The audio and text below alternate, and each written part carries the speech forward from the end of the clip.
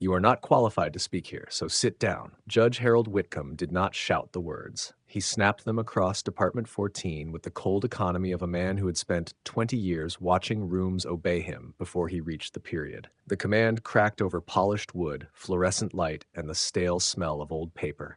It froze the whispering benches. It stiffened the bailiff near the wall. It even made Mrs. Lintran flinch so hard the tissue in her hand tore in two. But the boy beside the defense table did not sit. He stood in a dark blazer that had been pressed with care and worn often enough to remember his shape. He was 17, slight at first glance, quiet in the way powerful engines were quiet before ignition. His black hair was combed back neatly. His face gave nothing away except focus. One hand rested on a thick binder. The other held an old fountain pen, the only thing he still carried from his father. Judge Whitcomb looked over his glasses. "I will not tell you again." The boy turned toward the bench with the same calm he had worn all morning. "My mother is being lied about." A few people laughed. Not kindly, not nervously. The laugh came from the kind of people who enjoyed seeing someone small corrected in public. At the petitioner's table, Martin Kepler, counsel for Redwood Equities, leaned back in his chair and adjusted his cuffs. He had the polished ease of a man who mistook billing rate for moral weight. Beside him, his junior associate, Dana Pike, lowered her eyes, smiling into her notes like she had just been handed the best part of the day. Judge Whitcomb's face hardened. "Your mother has counsel." The boy glanced at the court-appointed attorney who had met them in the hallway 11 minutes before the hearing, skimmed half the file, and urged surrender before learning how to pronounce Tran. The man said nothing now. He only looked down, already shrinking from his own suit. "My mother has a stranger," the boy said, and he told her to give away her business without explaining what she was signing. On the front bench, Mrs. Tran lowered her head.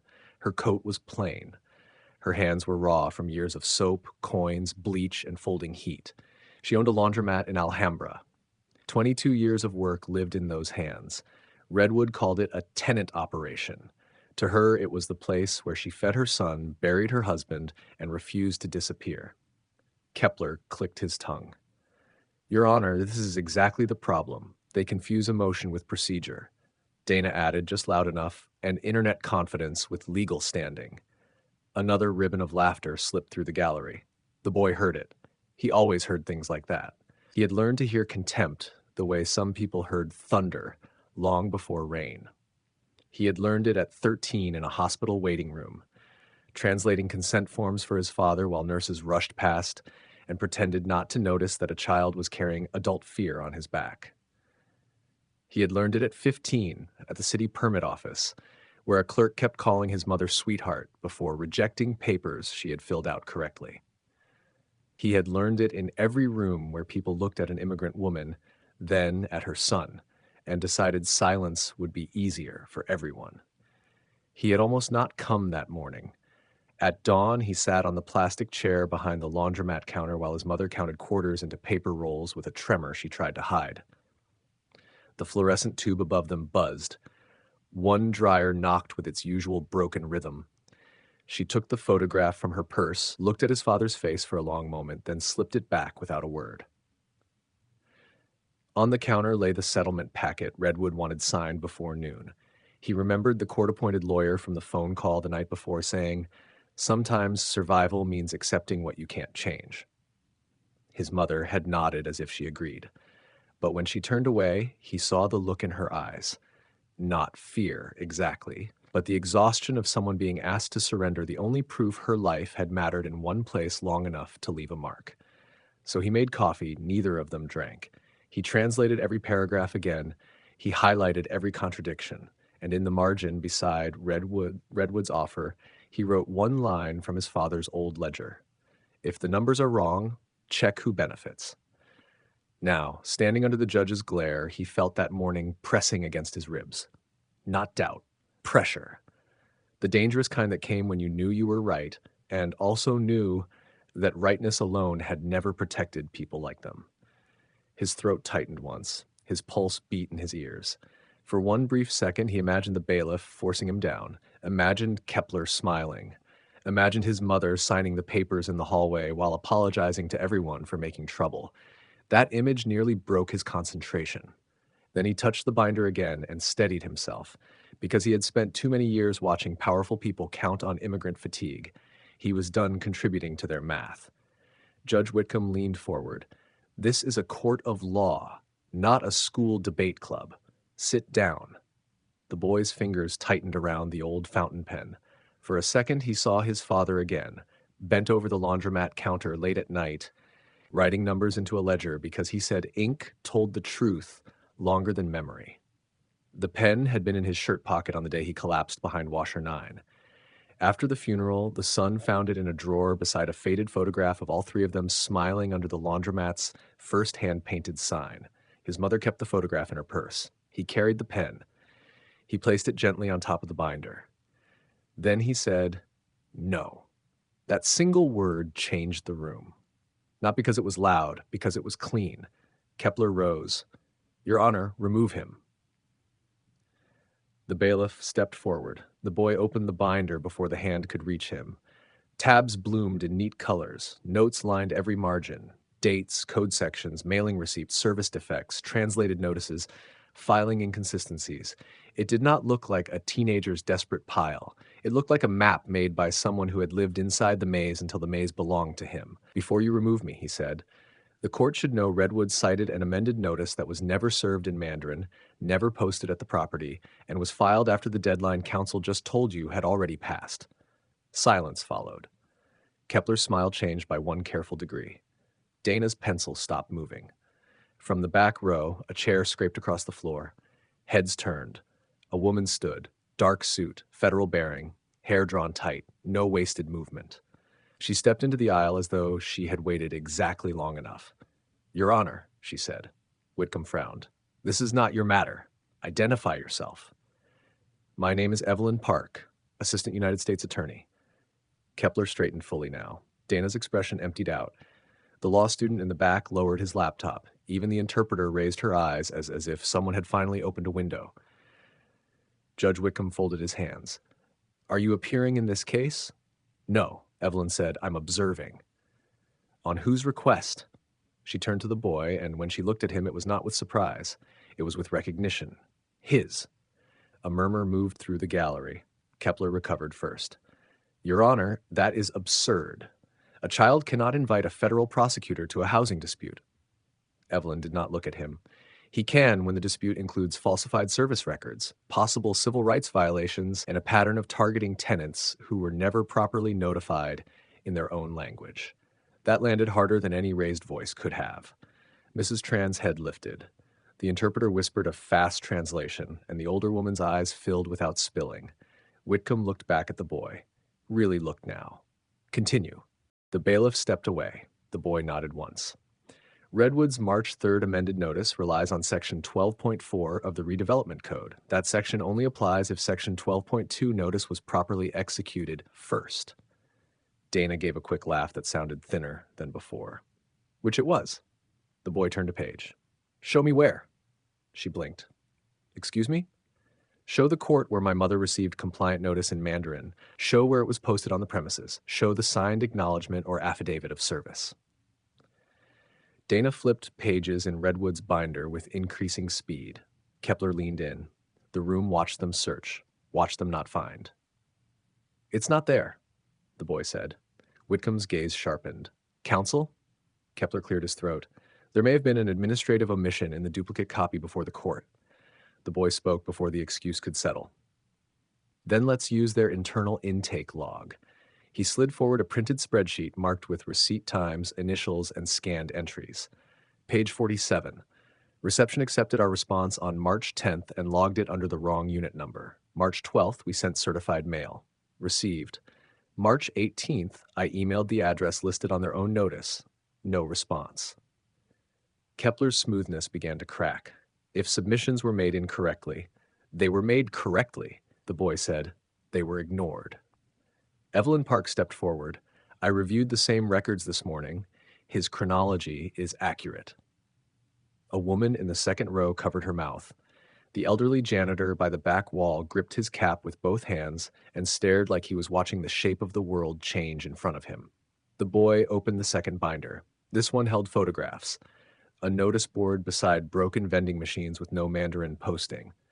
The laundromat entrance on inspection day. The office lobby where Mrs. Tran handed in documents.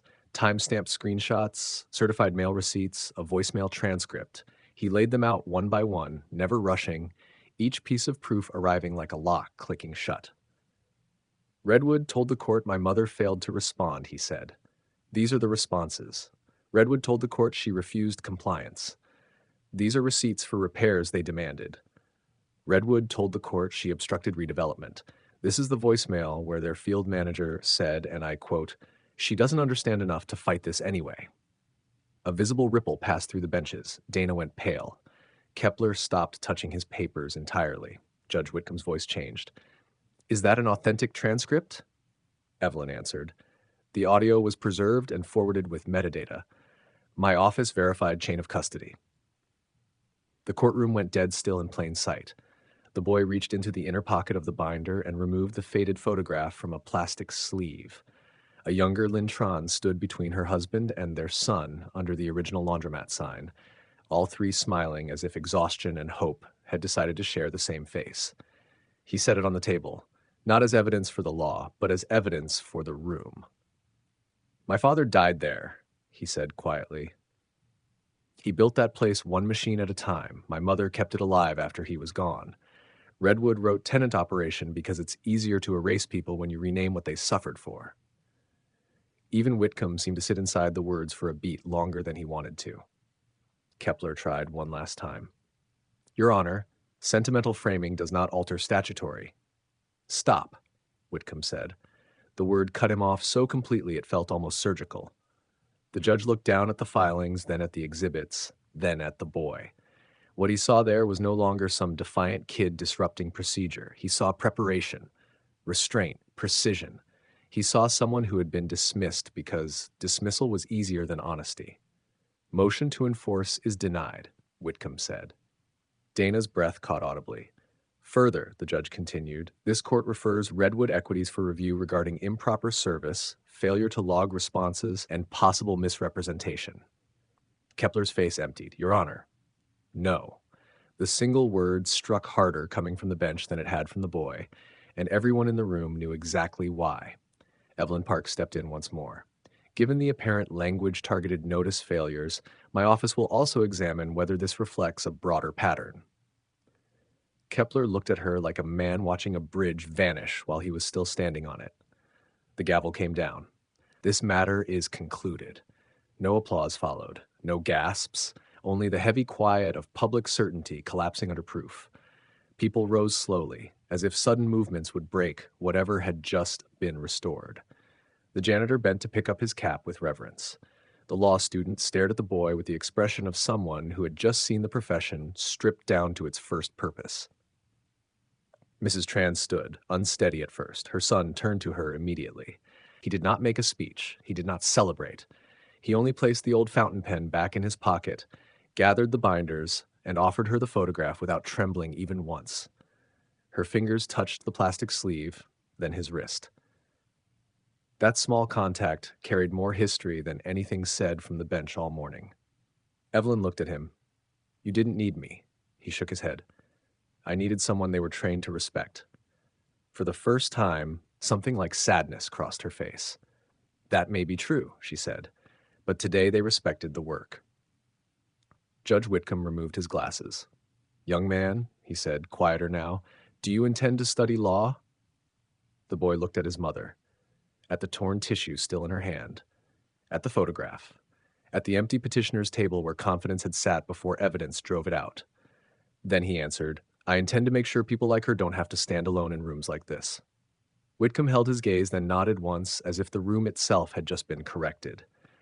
The hallway outside was ordinary again, fluorescent lights, scuffed tile, distant elevators. Yet when mother and son walked into it, the air felt changed. Not because the world had become fair. It had not. Not because power had grown kinder. It had not. But because for one measured hour inside a room built to intimidate, the truth had been organized, carried in by hand, and spoken without fear. And sometimes that was how dignity returned, not with noise, with receipts, with memory, with someone finally refusing to sit down. If this story moved you, Don't just watch, act. Share this with someone who needs to remember that silence isn't weakness. Sometimes it's preparation. Respect the quiet ones in the room. The immigrant parent fighting paperwork no one explained. The student reading what others ignore. The son or daughter carrying a family on their shoulders. Support language access in your community. Advocate for fairness in systems built to overlook people.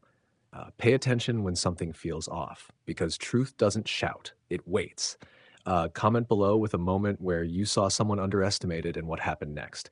Subscribe for more stories where quiet strength rewrites the outcome, because the next voice they try to silence is already standing, already ready, already right. And when the room listens, everything changes.